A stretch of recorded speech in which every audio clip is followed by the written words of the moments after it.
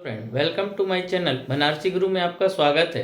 देखिए कि SSC GD आ चुकी है और अब मैं अपने करियर के 20 साल के अनुभव के साथ एसएससी जीडी की एक बेहतरीन तैयारी के लिए आपको तैयार करता हूं। और देखते जाइए उसको, बिल्कुल मेरे वीडियो शुरू से देखिएगा। उसमें सिलेबस से शुरू होकर और एक एक टॉपिक वाइज में मैथ्स रीजनिंग आपको सब पढ़ाऊँगा। देखते जाइएगा और मेरे चैनल को सब्सक्राइब भी करिएगा। धन्यवाद। देखिए शुरुआत हो रही है।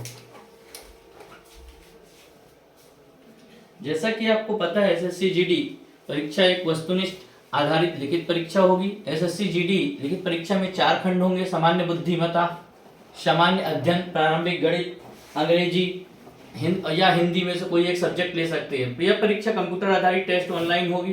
परीक्षा हिंदी और अंग्रेजी दोनों भाषाओं में आयोजित होगी, जिसमें आपको लेना परीक्षा के सभी प्रश्न बहुविकल्पीय होंगे। परीक्षा के लिए आपको 60 मिनट का समय होगा। प्रत्येक प्रश्न के 2 अंक होंगे और परीक्षा में 160 अंकों के 80 प्रश्न दिए जाएंगे। चौथा सेक्शन हिंदी या अंग्रेजी में आपको कोई एक लेना है, आप कर सकते हैं। लेकिन एक बहुत बड़ी एसएससी जीडी के इतिहास में बात हुई है कि 0.50 का नकारात्मक अंक है।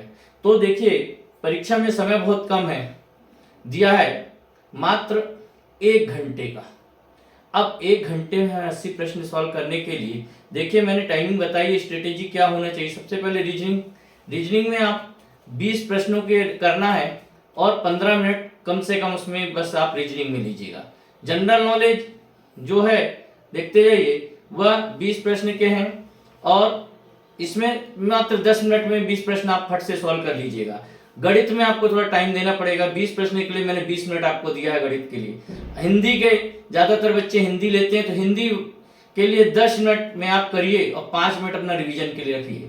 देखिए इसके अलावा मैंने एसएससी जीडी के जो आपके सिलेबस पे आधारित बताया कि कैसे किस प्रकार के प्रश्न आते जाएंगे, वो आप मेरे चैनल में देखते जाइए और पहले प्रश्नों को देखिए और उसके बाद आप कि किस प्रकार से प्रश्न आएंगे। खेल से कैसे प्रश्न आएंगे, इतिहास से कैसे आएंगे, संस्कृति से कैसे आएंगे, उसके बाद भूगोल से कैसे आएंगे, आर्थिक परिदृश्य से कैसे प्रश्न आएंगे, सामान्य राजनीति से कैसे प्रश्न आएंगे, भारतीय संविधान से कैसे प्रश्न आएंगे, वैज्ञानिक अनुसंधान से कैसे आएंगे, सामान्य विज्ञान से कैसे आएंगे, गणित में देखिए संख्या पद्धति से कैसे प्रश्न आएंगे, एचसीएफ एलसीएम से कैसे प्रश्न आएंगे, उसके अलावा दशमलव भिन्न में कैसे प्रश्न आएंगे, वर्गमूल में कैसे प्रश्न आएंगे, औसत के प्रश्न रहेंगे तो कैसे रहेंगे, प्रतिशत में कैसे प्रश्न आएंगे, लाभ हानि में कैसे प्रश्न आएंगे, उसके अलावा ये बट्टा में कैसे प्रश्न आएंगे, अनुपात समानुपात के प्रश्न किस तरीके से रहेंगे, मिश्रानुपात के प्रश्न किस तरीके से रहेंगे, उसके अलावा समय और दूरी के प्रश्न किस तरीके से रहेंगे,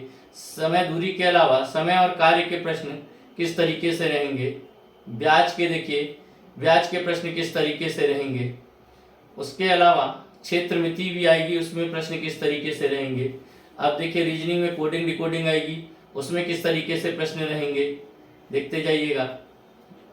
उसके बाद आप क्लासिफिकेशन में कैसे प्रश्न रहेंगे, ब्लड रिलेशन के प्रश्न कैसे रहेंगे, सीटिंग अरेंजमेंट में कैसे प्रश्न रहेंगे, देखिएगा नंबर सीरीज के कैसे प्रश्न रहेंगे, अल्फाबेट सीरीज रहेगी, रिदम सीरीज होती है वह रहेगी, एनोलॉजी के क्वेश्चन रहेंगे, उसके अलावा क्विज टेबल पैटर्न रहेगा, उसके प्रश्न कैसे रहेंगे, कथन निष्कर्ष से कैसे प्रश्न आएंगे, आपका समीकरण पर आधारित प्रश्न जो है वह कैसे रहेंगे।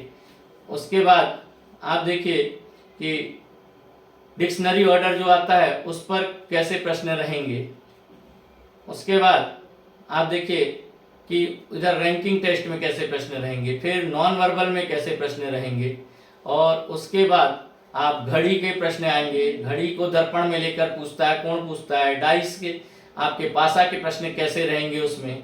उसके बाद वेन डायग्राम से प्रश्न कैसे आएंगे वह देखिएगा। उसके अलावा हिंदी में वर्तनी से कैसे आएंगे, बहुवचन मुहावरा रहेगा उनके अर्थ रहेंगे, और आपके अशुद्ध वाक्यों को शुद्ध रूप में करना कैसा रहेगा, समानार्थी पर्यायवाची से रहेंगे, अनेक शब्दों के लिए एक शब्द रहेगी, कहावतें लोकोक्तियां रहेगी, संधि विच्छेद रहेगी, और उसके अलावा संधि विच्छेद के अलावा आपका देखिएगा क्रिया से भाववाचक संज्ञा कैसे बनाते हैं, रचना और रचयिता कैसे रहेंगे। यह मेरा एक सिलेबस था। अब इसके बाद के मेरे वीडियो आपको मैथ्स के साथ मिलेंगे, उसके लिए आप मेरे चैनल को देखते रहिए और सब्सक्राइब करते रहिए। धन्यवाद।